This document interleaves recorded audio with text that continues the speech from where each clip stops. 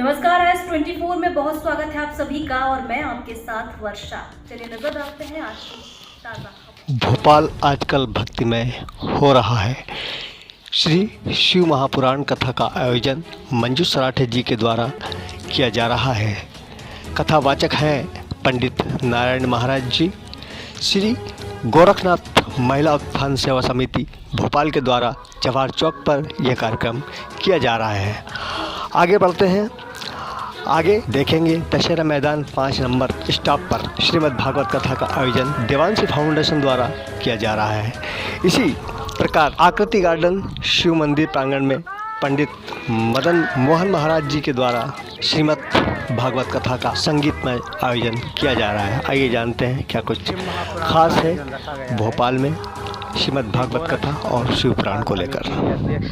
श्रीमती मंजू सराठे जी ने कार्यक्रम को रखा है। यह 7 तारीख से 13 तारीख तक यह कार्यक्रम रहेगा। इसमें शिव महापुराण का वर्णन किया जा रहा है। काफ़ी संख्या में लोग पधार रहे हैं, शिव महापुराण का लाभ ले रहे हैं। यह शिव महापुराण जो इन्होंने रखा है जन कल्याण की भावना से रखा है कि सब लोग स्वस्थ रहें, खुश रहें, सबका कल्याण। आज का क्या प्रसंग था? आज जो है भगवान को किस प्रकार से पूजन करने चाहिए। शिव जी की पूजन में किस प्रकार का चंदन, भस्म, रुद्राक्ष आदि के वर्णन किया गया है कि एक मुखी रुद्राक्ष को पहनने से क्या लाभ प्राप्त होता है, 2 मुखी रुद्राक्ष को पहनने से किस प्रकार का लाभ होता है। ऐसे जो है 16 मुखी रुद्राक्ष तक का वर्णन किया गया है और उन रुद्राक्षों को किन मंत्रों से किस विधि से पहनना चाहिए, यह आज की कथा भक्तों के लिए बताई गई है। जी, मैं मंजू सराठे गोरखनाथ महिला उत्थान सेवा समिति से, और हम ऐसे ही एक दिन बैठे और चर्चा करी कि यार जन कल्याण के लिए हमें कुछ ना कुछ करना चाहिए।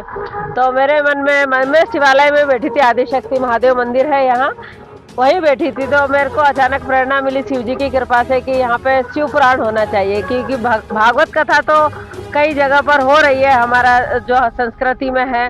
शिव महापुराण बहुत कम होता है और शिव महापुराण एक ऐसा ग्रंथ है, ये सबसे पुराना ग्रंथ है और इसमें पूरी शिव की महिमा का बखान किया गया है। तो ऐसे मुझे प्रेरणा मिली महादेव शिव जी की कृपा से। तो हमने महाराज जी से बात की कि महाराज जी शिव महापुराण करना है। तो महाराज जी की कृपा हुई, उन्होंने कहा हो जाएगा। बस इनका इतना कहना था, हमको धुन लग गई, हमने कहा चलो हो जाएगा तो करते हैं। और बस हमारी समिति के मंदिर समिति के अध्यक्ष कमल कुशवाहा जी हैं, उपाध्यक्ष हमारे पूनम दाई जी हैं, हमारे उपाध्यक्ष गिरीश तिवारी जी हैं, हमारी बहनें हैं, मंजू है, श्वेता है, सराठे जी हैं, राजेश जी है। तो हम सब लोग मिलके आयोजन में लग गए और हमने इस आयोजन को सफल करने के लिए जी जान से मेहनत की। और आज परमात्मा की ऐसी कृपा, असीम कृपा हुई कि यहाँ प्रत्येक दिन भक्तगण आ रहे हैं, रोज उनकी संख्या बढ़ रही है। कल भी महाराज जी ने कथा का अच्छा बखान किया, सब भक्तों में आनंद रहा। महिलाओं ने संगीत में शिव महापुराण में अपना नृत्य किया, नृत्य की प्रस्तुति की और झूम उठी, भगवान शिव के भजन में मग्न हो गई। और आज भी बहुत सारे महाराज जी ने अच्छे अच्छे प्रसंग सुनाए हमें कि रुद्राक्ष कैसे उत्पन्न होता है, कैसे इसको पहना जाता है, इसको पहन के कैसे धारण करना चाहिए, शिव महापुराण कैसे सुनना चाहिए, इसका विधि विधान क्या है। इस प्रकार से निरंतर ये भक्तों में एक ज्ञान की गंगा बहती जा रही है महाराज जी पंडित रामनारायण शास्त्री के द्वारा। और हमारे सारे साथीगण इसमें लगे हुए हैं, इस आयोजक में लगे हुए हैं।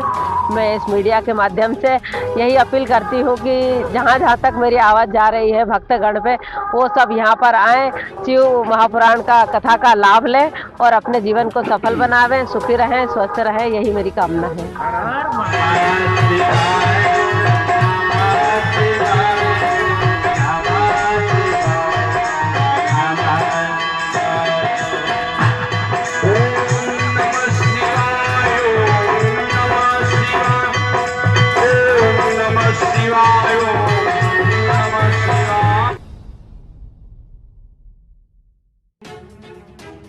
बद्रीनाथ में गई।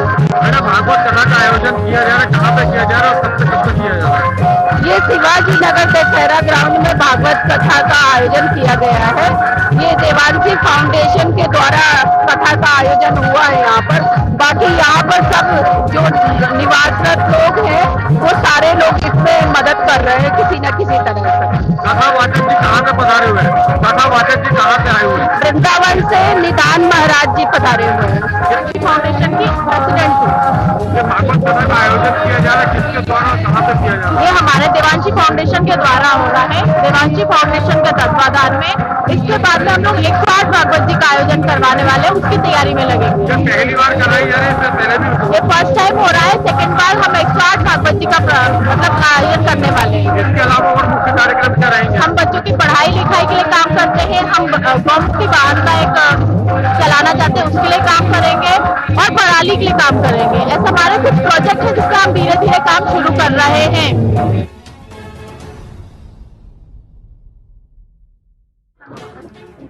बोली सदगुरुदेव भगवान की जय, श्रीमद् भागवत भगवान की जय।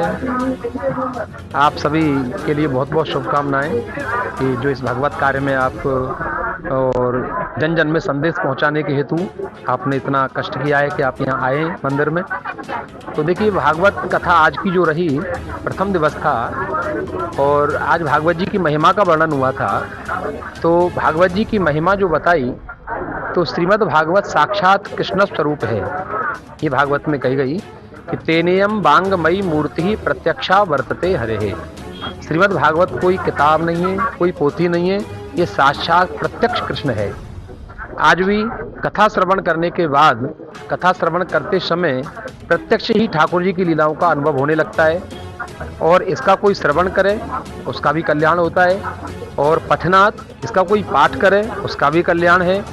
लेकिन एक बहुत बड़ी बात कही गई कि दर्शनात् पाप नाशनी। यदि कोई किताब होती तो कोई किताब ऐसी नहीं कि जो दर्शन मात्र से जीव का कल्याण करे, क्योंकि किताब पढ़ने के बाद ही कल्याण करती है, अपितु जब तक पढ़ेंगे नहीं तब तक कल्याण नहीं होगा। दवाई हम ले आए अच्छे, लेकिन दवाई लेंगे नहीं तब तक दवाई फायदा नहीं करेगी। लेकिन भागवत जी के संबंध में तो कहा गया कि दर्शनात् पाप नाशनी, इसका दर्शन मात्र से भी जीव का कल्याण होता है। यदि कोई दर्शन करने भी आए, भागवत जी का दर्शन मात्र करे तो दर्शन से भी जिस जीव का कल्याण कर देती है।